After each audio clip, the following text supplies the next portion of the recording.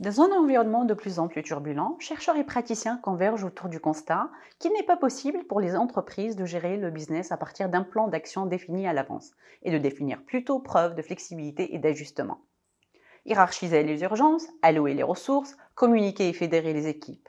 Ainsi, le concept de l'agilité stratégique est mobilisé dans plusieurs disciplines et domaines, notamment la gestion, le leadership et l'innovation organisationnelle.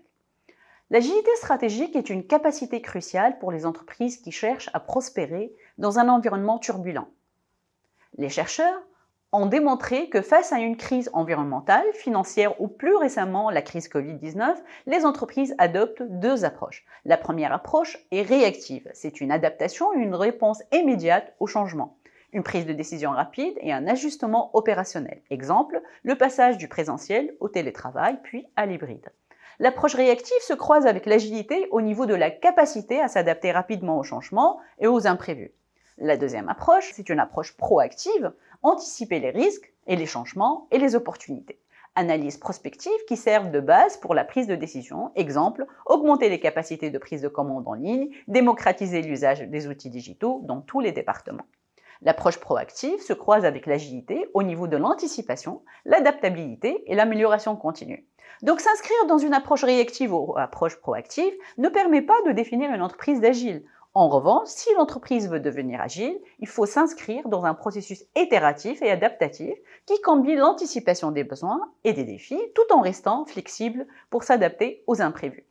L'agilité stratégique renvoie donc à une capacité organisationnelle permettant aux entreprises d'anticiper, de réagir et de s'adapter aux changements de l'environnement tels que les nouvelles tendances, les évolutions technologiques et les crises économiques.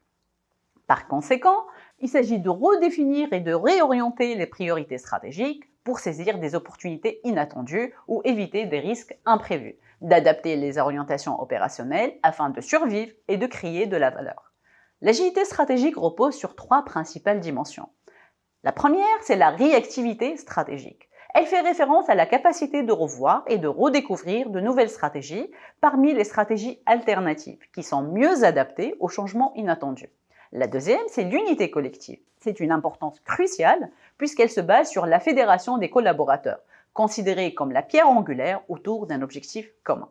Dans un environnement collaboratif, les employés abordent les problèmes en groupe, mettent en question les hypothèses, explorent les cadres sous-jacents et co-créent des solutions innovantes pour surmonter les difficultés. Enfin, la fluidité des ressources fait référence à la mobilisation et à réallocation rapide des ressources tangibles et intangibles et à la reconfiguration des systèmes et des mécanismes de l'entreprise afin de répondre aux changements du marché et de saisir de nouvelles opportunités.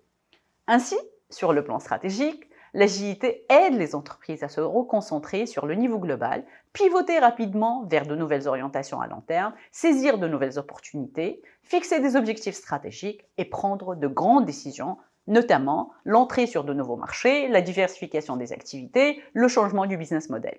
Sur le plan opérationnel, l'agilité stratégique aide les entreprises à se reconcentrer sur le niveau processus et activités au quotidien, à gérer les talents, former les équipes, réorganiser les structures en fonction de nouveaux besoins, ajuster les opérations et les ressources pour répondre efficacement aux besoins immédiats.